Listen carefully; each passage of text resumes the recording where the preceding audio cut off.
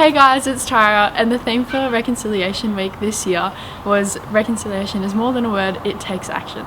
So this video is us, MacKillop Mob, taking action and hopefully spreading awareness and providing education about the questions that are asked and about Reconciliation Week altogether.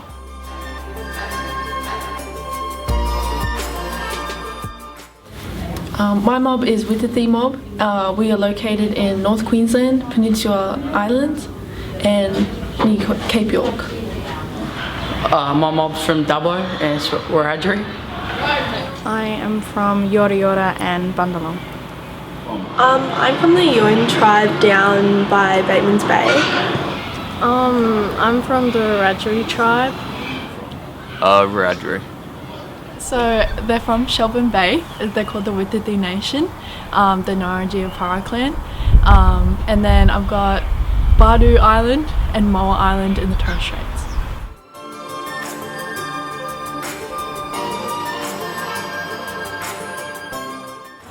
I think Reconciliation Week is really special to me for not just me but all of the community to come together and commemorate what Indigenous people have been through together and what we've continued to been through, whether it be stolen generations or just past trauma. It's important we recognise it and look for what we can do as Australia to go and move forward.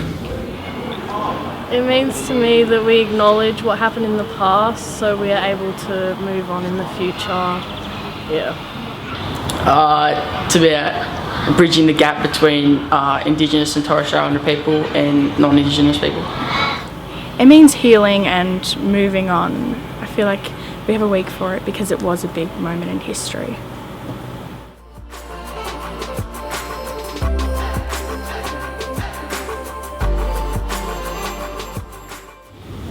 I feel like that day itself we can all stand still and give us all time to learn about our culture, reflect about our culture, and just be one with our ancestors. You don't have to be Indigenous, you don't have to be Aboriginal, Torres Strait Islander. You can just learn and make that time to learn about our culture, as there's many things to learn about. Reconciliation's public holiday on Monday, so Australians can look back at the history and our culture and learn about it and learn how they can fix the future and help reconciliation in Australia.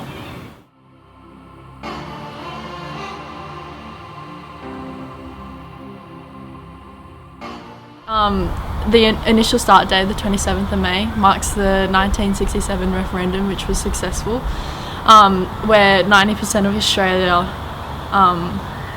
voted for the Aboriginal and Torres Strait Islanders to have a voice in our consensus. Before this time, we were actually defined as animals and plants. So that's like my grandparents weren't even considered people back then, which is pretty crazy. And then if you move forward till the 3rd of June, which is the last day, we celebrate that as Mabo Day.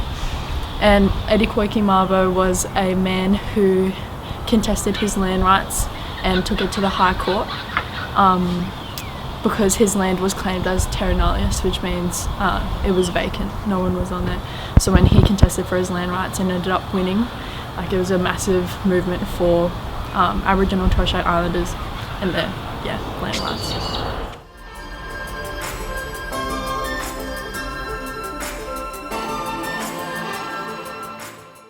The apology was important because no Prime Minister had ever apologised for the actions of the stolen generation, and Kevin Rudd was the first one to do it and put his foot down for change.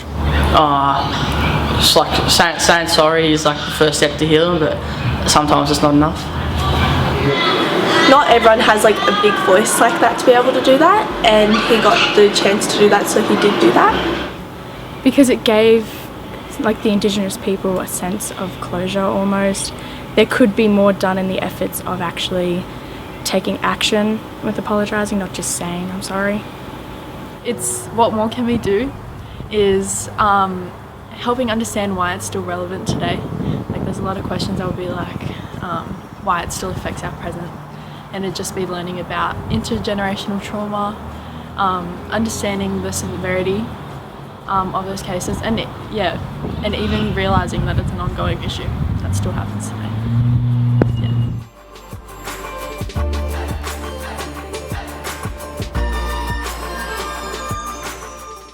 I definitely think it's a stereotype. Look, I might not know a lot about it, but I'm fortunate enough to have a mum who does Aboriginal and Torres Strait Islander affairs. So I do know a lot, but not the nitty-gritty like detail. So if you're one of those people who ask me, can I play the didgeridoo, this, I couldn't tell you. Like, yeah. Probably not, because my skin colour, I'm white, so not many people recognise me as being Aboriginal. Yeah, I definitely think they do, but something they don't realise is like I've had to learn this myself as well. Like I've had to ask my mum, like my family members, even like educate myself on these topics as well. Like look back to year 8 and 9, like I didn't know any of this, like, and I didn't realise how much of an issue it was. Not an issue, like how much of a relevant topic it is and how important it is to know. So yeah, I definitely think people just expected me to know, and like I do now, which I'm really grateful for, but yeah, it did take learning and I did take time to learn about this stuff.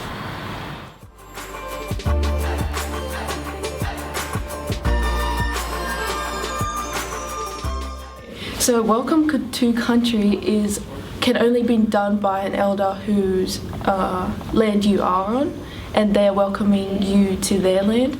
And acknowledgement of country is what anyone can do to acknowledge that we are on a part of Indigenous people's land, and here in Canberra it's Ngunnawal land.